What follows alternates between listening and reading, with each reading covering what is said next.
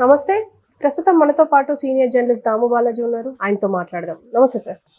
Sir, hero Venkatesh రాజకీయాల్లోకి వస్తున్నారు, అది కూడా కాంగ్రెస్ తరపున నిలబడబోతున్నారు, ప్రచారం చేయబోతున్నారు అని వినిపిస్తుంది వార్తలు.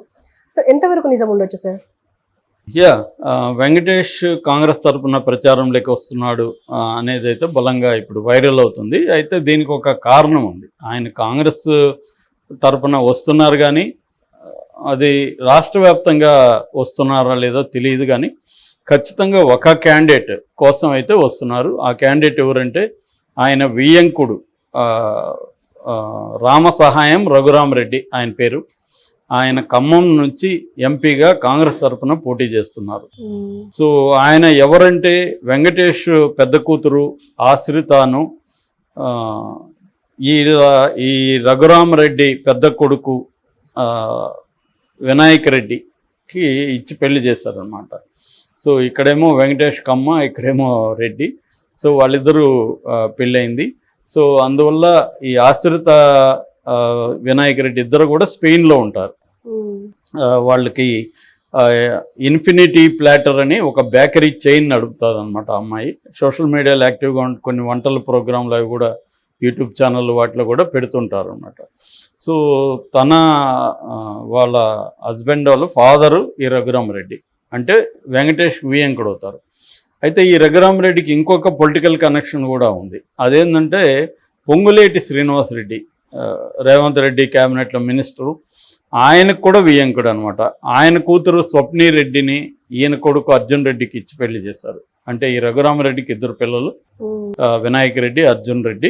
అర్జున్ రెడ్డికి ఏమో పొంగులేటి శ్రీనివాసరెడ్డి కూతురు స్వప్ని రెడ్డిని, ఇటు వినాయక్ రెడ్డికి ఏమో ఆశ్రిత వెంకటేష్ కూతురు. అట్లా వెంకటేష్ ఆయనకు వియ్యంకుడు అవుతాడు, పొంగులేటి కూడా వియ్యంకుడు అవుతాడు. యాక్చువల్గా ఖమ్మం సీటును పొంగులేటి తన తమ్ముడు పొంగులేటి ప్రసాద్ రెడ్డికి ఇప్పించాలని సీరియస్గా ట్రై చేశారు, కానీ ప్రసాద్ రెడ్డికి ఇవ్వలేదు.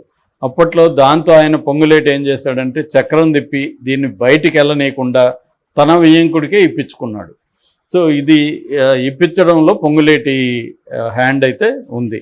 అయితే ఈ రఘురామరెడ్డికి బ్యాక్గ్రౌండ్లో రాజకీయాలు ఉన్నాయి.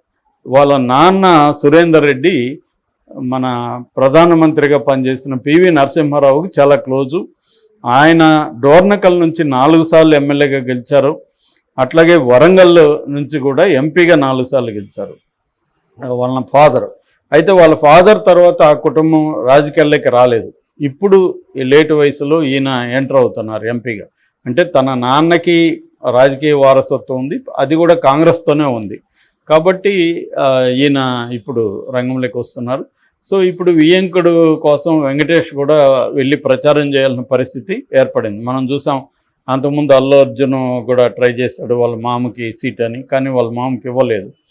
అట్లాగే ఇప్పుడు అక్కడ నిఖిల్ సిద్ధార్థ వాళ్ళ మామ కొండయ్య, ఆయన చీరాల నుంచి తెలుగుదేశం తరపున ఎమ్మెల్యేగా పోటీ చేస్తున్నాడు. నిన్నంతా కూడా వెళ్ళి ప్రచారం చేశాడు నిఖిల్ కూడా. అంటే వీళ్ళకి ఏంటంటే వీళ్ళకి ఏ రాజకీయ అభిప్రాయాలు ఉన్నాయో మనకు తెలియదు. వెంకటేష్కి మామూలుగా అయితే వెంకటేష్ ఫ్యామిలీ ఎప్పటి నుంచో తెలుగుదేశంతో ఉన్న ఫ్యామిలీ. ఆయన వెంకటేష్ వాళ్ళ నాన్న రామానాయుడు తెలుగుదేశం నుంచి ఎంపీగా కూడా బాపట్ల నుంచి గెలిచారు. సో ఉన్నారు, కానీ ఆ తర్వాత రామానాయుడు తర్వాత వీళ్ళు యాక్టివ్గా లేదు రాజకీయాల్లో. సో వాళ్ళకి ఎవరు అధికారంలో ఉన్నా వాళ్ళతో మంచిగా ఉండడం అనేది ఒక బిజినెస్ మెన్గా, ఒక సినిమా పర్సనాలిటీగా వాళ్ళకి అలవాటు. ఇక్కడ ఎవరు అధికారంలో ఉన్నా వాళ్ళతో మంచిగా ఉంటారు. అక్కడ కూడా జనరల్గా సినిమా ఇండస్ట్రీలో ఎక్కువ మంది ఒకప్పుడు కమ్మ బ్యాచ్ ఎక్కువ ఉండేవాళ్ళు, తర్వాత కాపులు కూడా బలపడ్డారు. రెడ్లేమో కొంత ప్రొడ్యూసర్లుగా అటువంటి బ్యాక్గ్రౌండ్లో ఉన్నారు. హీరోలు ఎక్కువగా ఇప్పటికి కూడా కమ్మ సెక్షన్ నుంచే ఉన్నారు. ఓవరాల్గా తీసుకున్నప్పుడు తెలుగు ఇండస్ట్రీలో ప్రధానమైన సెక్షను చంద్రబాబుతోనే ఉండేవాళ్ళు ఇంతకుముందు. అతను ప్రొడ్యూసరు, అతను మాత్రమే వీళ్ళిద్దరే ఉండేవాళ్ళు, పెద్దగా ఎవరు ఉండేవాళ్ళు కదా ఎప్పుడు కూడా. ఆ తర్వాత జగన్కి కూడా అంతే. జగన్ మనం చూసినప్పుడు రోజా అంటే ఆమె ప్రొఫెషనల్ ఆల్రెడీ తెలుగుదేశం నుంచి వెళ్ళింది. ఇక ఉండేది ఎవరు, పోసాని, ఆలి, ఒక ఇద్దరే ఉన్నారు జగన్ తరపున గట్టిగా మాట్లాడేవాళ్ళు. ఇంకెవరు కూడా జగన్ వైపు కూడా ఇక్కడ లేరు. కొంతవరకు తమ్మారెడ్డి భరద్వాజ గారు కొంత ప్రోగా ఈ మధ్య మాట్లాడుతున్నారు. సో ఓవరాల్గా తీసుకుంటే తెలుగు సినిమా ఇండస్ట్రీ తెలుగుదేశం వైపు ఉంటుంది. అయితే ఇక్కడ తెలంగాణలో అది కొంత పరిస్థితి వేరు. తెలంగాణలో తెలుగుదేశం లేదు కాబట్టి ఇక్కడ కొంతవరకు మన తారక రామారావు అంటే కేటీఆర్, ఈ కేటీఆర్ తెలుగు సినిమా ఇండస్ట్రీకి దగ్గరగా ఉన్నాడు.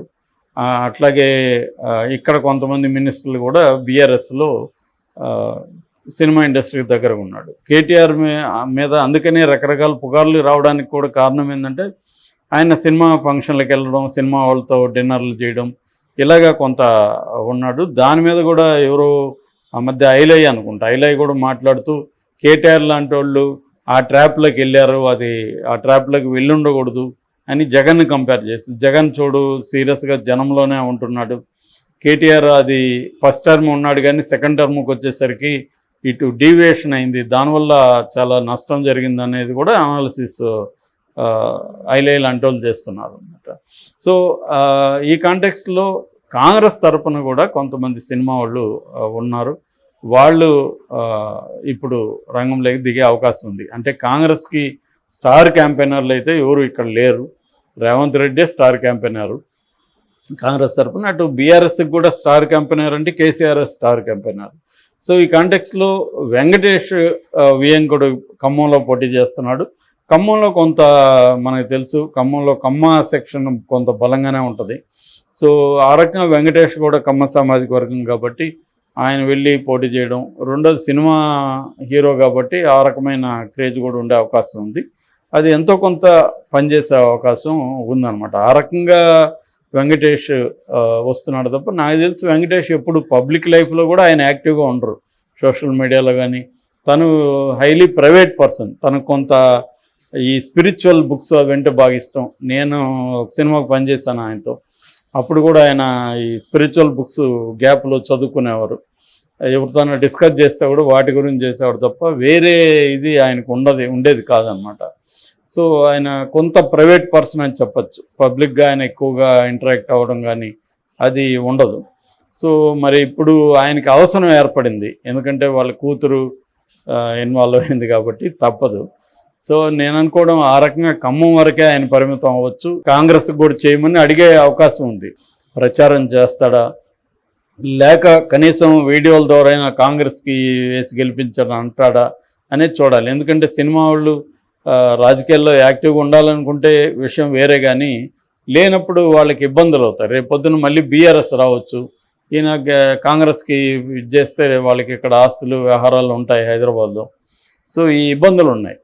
ఎందుకంటే మామూలుగా అంతకుముందు తెలుగుదేశంలో ఉన్నా కూడా బీఆర్ఎస్ అది యాక్టివ్గా రంగంలోకి వచ్చినాక అందరూ బీఆర్ఎస్తో మంచిగా ఉండడం మొదలుపెట్టారు. ఎందుకంటే కేసీఆర్ ఆయన ఎవరిని క్షమించే టైపు కాదు. ఎవరన్నా తనకి ఇబ్బందులు పెడుతుంటే వాళ్ళని ఎలా ఇబ్బందులు పెట్టాలో తనకు బాగా తెలుసు. సో అలాగా ఆయన అప్పట్లో బెదిరించాడు కదా, ఈవెన్ రామోజీ ఫిలిం సిటీని కూడా 1,00,000 నాగల్లో పెట్టి దున్నేస్తామని చెప్పాడు. సో మళ్ళీ ఏదో వాళ్ళిద్దరి మధ్య సయ్యద్దు కుదిరింది.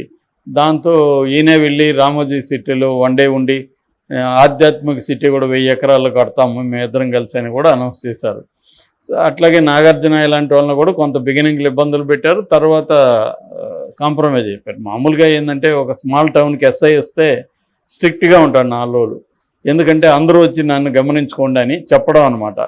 అలాగా ముఖ్యమంత్రులు కూడా అంతే. ముఖ్యమంత్రులు ఉన్నప్పుడు స్ట్రిక్ట్గా ఉంటారు బిగినింగ్లో, వాళ్ళని వీళ్ళు గమనించకపోతే వచ్చేటికి చేస్తారు. జగన్ కూడా చేస్తాడు కదా, అక్కడ టికెట్ల రేట్లు పెంచడానికి ఒప్పుకోపోయేసరికి వీళ్ళందరూ వెళ్ళి మాట్లాడాల్సిన పరిస్థితి వచ్చింది. ఎందుకంటే జగన్ గెలిచినప్పుడు ఎవరు అభినందించలేదు. దాంతో అతను నేనేంటో చూపిస్తానన్నాడు. అట్లాగే మనకి జయలలిత కూడా మన కమల్ హాసన్ లాంటి వాళ్ళని ఎంత ఇబ్బంది పెట్టిందో చూసాం మనం. చివరి కమల్ హాసన్ దేశం వదిలే వెళ్ళిపోతానన్న స్థాయిలో బాధ పెట్టిందన్న.